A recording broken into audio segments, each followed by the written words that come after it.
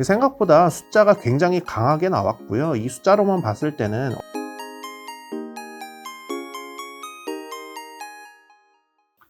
안녕하세요. 하나금융투자 리서치센터에서 유틸리티 담당하고 있는 유재선입니다.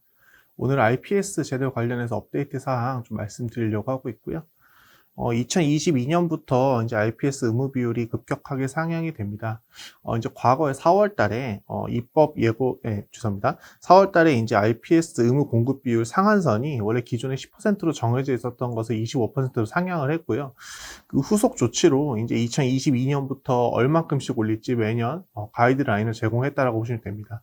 입법 예고를 했고요. 뭐 특이 사항이 없으면 이대로 거의 확정이 된다라고 보시면 될 것 같고요. IPS 제도라는 거는 이제 리뉴어블 포트폴리오 스탠다드라는 제도입니다.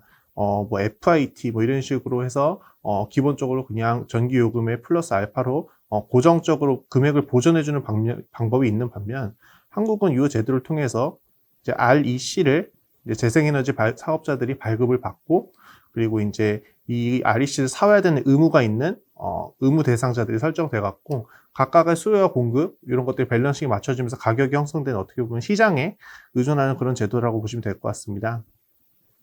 그래서 이 REC 가격이 올라간다면 당연히 어떤 재생에너지 발전 사업자들의 수익성이 좋아지고 여기에 뛰어드는 사업자들이 많아지겠죠.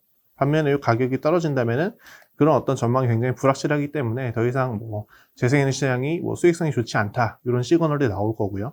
그러니까 이 REC 가격이 결국 이 시장의 방향성하고 사이즈를 결정한다라고 보시면 될 것 같습니다. 그래서 과거에 어떤 흐름을 보여야 하냐 좀 추세를 말씀드리면요. 2017년부터 이제 공급이 좀 과잉으로 전환되기 시작했습니다. 이때 맞춰서 REC 현물 가격도 정점을 찍고 하락 조정하는 그런 추세에 접어들었고요.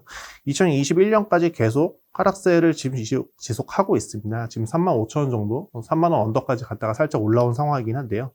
이게 내년에는 급격하게 늘어납니다. 아까 보셨다시피 IPS 의무 비율이 12.5%로 늘어나기 때문이고요. 요거에 있어서는 좀 한 가지 좀 수식을 지켜볼 필요가 있습니다.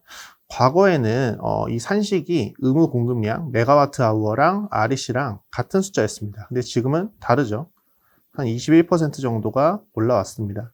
요거에 대해서 말씀드리면요. 원래 정의 자체가 전체 발전량에서 재생에너지 발전량을 뺍니다. 정확하게 신재생에너지겠죠. 예, 신재생에너지 발전량을 뺀 다음에 의무 비율을 곱하게 되어 있습니다. 원래는 그래서 이 발전량에서 퍼센테이지로 나타나기 때문에 숫자랑 뭐 메가와트 아워 이런 식으로 나타날 수가 있었죠. 근데 이게 작년부터 산식이 좀 바뀌었습니다. 그래서 환산 비율이라는 게 새롭게 적용이 되고 있고요. 이 환산 비율이라고 하면 직전 연도 3개년 REC 발급량하고 발전량의 어떤 가중치라고 보시면 될 것 같습니다.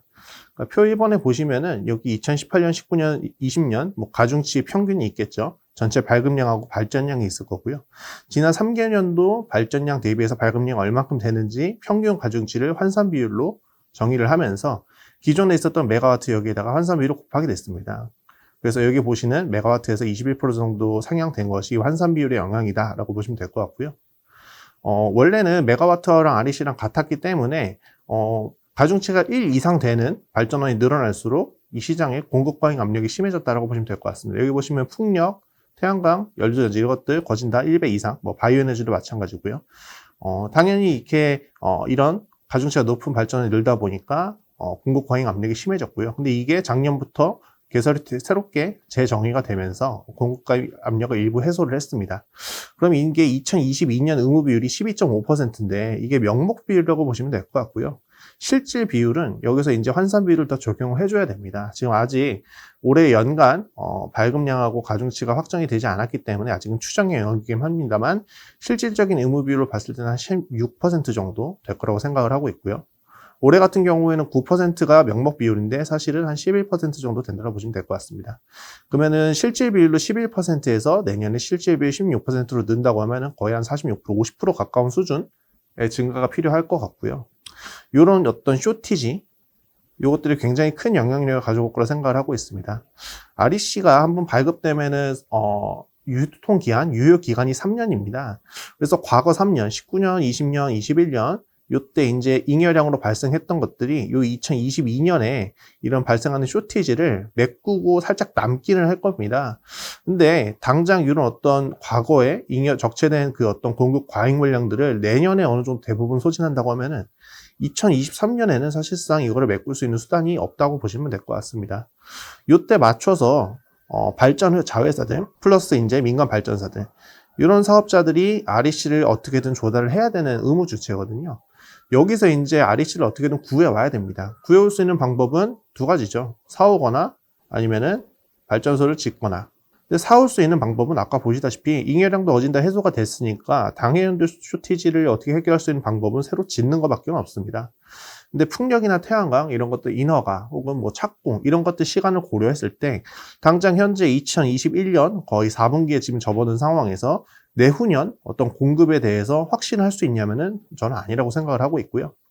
그래서 당장 봤을 때 이런 것들은 지금 현재 장기적으로 중단기적으로 예상되는 REC 수급 쇼티지는 전반적으로 국내 재생에너지 설비를 본격적으로 확대할 수 있는 구간에 들어서게 한다라고 생각을 하고 있습니다. 그래서 중장기적으로는 태양광, 풍력에 투자가 집중될 거로 보이고 있고요. 그것과 결부되어서 이제 송배전 설비들, 전력 인프라 쪽에 아무래도 돈이 좀 많이 들어가지 않을까 생각을 하고 있습니다. 그리고 중단기적으로, 저는 이거 개인적으로 생각하고 있는 부분이 이제 CHPS 제도라고 있죠. 저희가 이제 청정수소 발전 의무화 제도라는 제도, 요 발전, 관련된 제도가 지금 수소법 개정이 되지 않아서 아직, 정확하게, 내용이 공개가 되지는 않고 있습니다. 근데 이게 만약에 제도가 도입된다면은 1년 이내에 공사계획 인가를 획득을 완료한 연료전지 사업 발전 설비에 한해서 REC를 선택할 것이냐 아니면은 뭐 HPS 선택할 것이냐 두 개로 나눠질 수가 있습니다. 그러니까 지금 원래는 IPS가 공급 과잉이다 보니까 가중치가 2배인 연료전지를 이쪽 CHPS로 떼내자라는 게 이번 제도의 골자인데요. 근데 어쨌든 요거를 선택할 수 있는 기회를 적어도 1년 유예 기간 동안 준다는 이야기입니다. 근데 지금 당장 뭐 풍력과 태양광 뭐 조달할 수 있는 수단이 저는 아닐 거라고 생각을 하고 있는 상황에서 사실상 이 수소법 개정이 되고 나서 이런 어떤 HPS 윤곽이 됐을 경우에 많은 사업자들이 IPS 쪽으로 연료전지를 선택하지 않을까라고 좀 개인적으로 생각을 하고 있고요. 공사계획 인가기 때문에 미리 뭐 입도 선배나 이런 걸 통해서 발전 설비만 미리 확보해 놓는다면은 나중에 뭐 실제로 착공하는 시간은 좀 늦어져도 괜찮지 않을까 좀 조심스럽게 추정이 되고 있고요. 그래서 이쪽으로 관련해 갖고 이제 연료전지 수요가 단기적으로 REC 수급을 확보할 수 있는 유일한 수단이라고 생각을 하기 때문에 좀 많이 늘어나지 않을까 이렇게 생각을 하고 있습니다. 그리고 중장기적으로 한국전력 같은 경우는 의무 비율 많이 늘어나겠죠. 뭐 내년에는 12.5%지만 뭐 내후년에 14.5%, 그 다음에 17%, 뭐 20.5, 25% 되게 가파르게 늘어납니다. 이 늘어나는 부분에 한해서 적어도 한국전력 별도 사업자 같은 경우에는 이 의무 이행 비용에 이제 비용 보전 책임이 있습니다. 그래서 비용 증가 이슈고요. 요거는 연료비 조정 요금 플러스 뭐 기타 등등이 있을 텐데 그 중에서도 이제 기후 환경 요금 이쪽에 상승 요인으로 작용을 할 것 같습니다.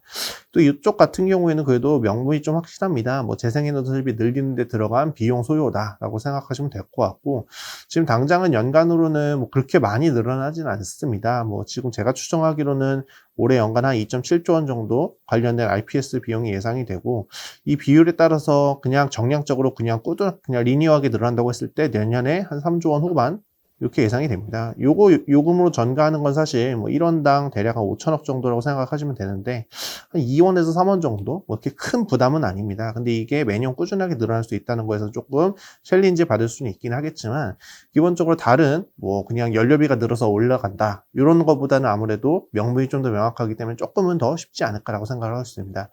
그래서 수혜가 될 수 있는 것은 국내 재생에너지 설비 전반 뭐 발전 설비 포함해서 인프라가 되겠고요. 거기서 일부 피해가 될 수 있는 종목들은 아무래도 비용 책임 주체인 한국전력이 되지 않을까 생각이 됩니다. 생각보다 숫자가 굉장히 강하게 나왔고요. 이 숫자로만 봤을 때는 국내 리뉴어블이 굉장히 빠른 속도로 늘어나야 되는 그런 비율입니다.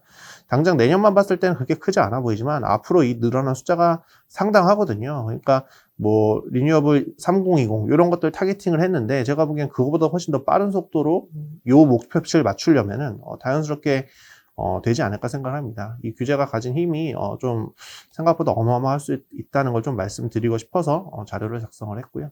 뭐 다소 좀 어렵고 좀 지엽적인 내용이 많았지만 경청해 주셔서 정말 감사드리고요. 앞으로도 좋은 내용으로 찾아뵙도록 하겠습니다. 감사합니다.